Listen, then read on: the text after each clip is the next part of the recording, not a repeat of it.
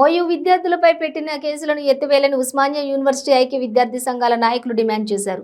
హైదరాబాద్ ఉస్మానియా యూనివర్సిటీలో ఓయూ ఐక్య విద్యార్థి సంఘాల ఆధ్వర్యంలో మీడియా సమావేశం ఏర్పాటు చేశారు.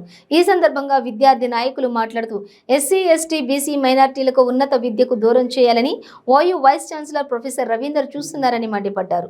గత నెల రోజుల నుండి పీహెచ్డీ ప్రవేశాల్లో కులాల వారీగా డిపార్ట్మెంట్లో ఎన్ని ఖాళీలు ఉన్నాయని అడుగుతుంటే విద్యార్థులపైన కేసులు పెడుతూ వారిని భయభ్రాంతులకు గురి చేస్తున్నారని విద్యార్థులు ఆవేదన వ్యక్తం చేశారు. యూజీసీ నిబంధనలు పాటిస్తూ పీహెచ్డీ అడ్మిషన్ ప్రక్రియను ప్రారంభించాలని డిమాండ్ చేశారు.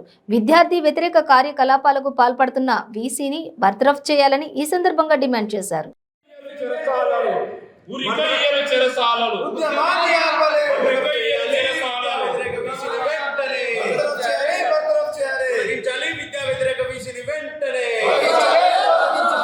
సీట్ల కంటే తక్కువ క్వాలిఫై అయినా కానీ వాళ్ళకి రావాల్సినటువంటి ఎస్సీ, ఎస్టీ, బీసీ మహిళలకు రావాల్సిన రిజర్వేషన్ ప్రకారం రావాల్సిన సీట్లను కూడా కేటాయించడానికి ముందు రావట్లేదు.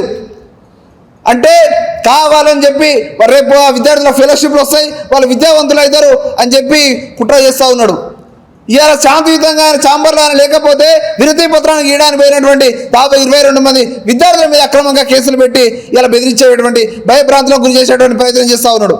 ఇలా కేసులతో ఇదే ఉస్మానియా యూనివర్సిటీ గడ్డ భయపడి ఉంటే తెలంగాణ రాష్ట్రం సాధించేది కాదు. ఒకసారి వీసీ గుర్తుపెట్టుకోవాలి.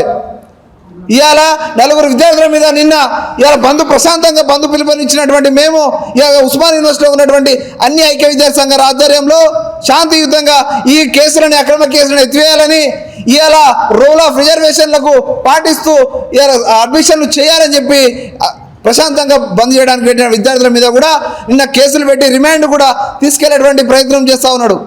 ఇవాళ ఇక్కడ కాకుండా ఇక్కడ ఉన్నటువంటి అధికారులను కాకుండా ఇలా పైన ఉన్నటువంటి అధికారుల మీదతోని ఇలా ఒత్తిడి చేసే ప్రయత్నం చేస్తూ ఉన్నాడు. ఎన్ని రోజులు ఉంటారు? ఆ చైర్ శాశ్వతం కాదు, గుర్తుపెట్టుకోవాలి. ఉస్మానియా యూనివర్సిటీ శాశ్వతం, విద్యార్థులు శాశ్వతం. ఇవాళ విద్యార్థులు ఉన్నారు కాబట్టి ఉస్మానియా యూనివర్సిటీ ఉన్నది, ఉస్మానియా యూనివర్సిటీ ఉన్నది, మీరు అందరూ కూడా ఉన్నారు. కాబట్టి దయచేసి ఇలాంటి కుట్రలకు పోకుండా కుతంత్రాలు చేయకుండా వీసీ గారు మాకు రాజ్యాంగ ఫలాలుగా ఉన్నటువంటి రూల్ ఆఫ్ రిజర్వేషన్కి మీరు కనుక వ్యతిరేకంగా అడ్మిషన్లు చేస్తే మాత్రం ఊరుకునే ప్రసక్తే లేదు. దీన్ని రాష్ట్ర వ్యాప్తంగా ఉద్యమంగా తీసుకెళ్తాం.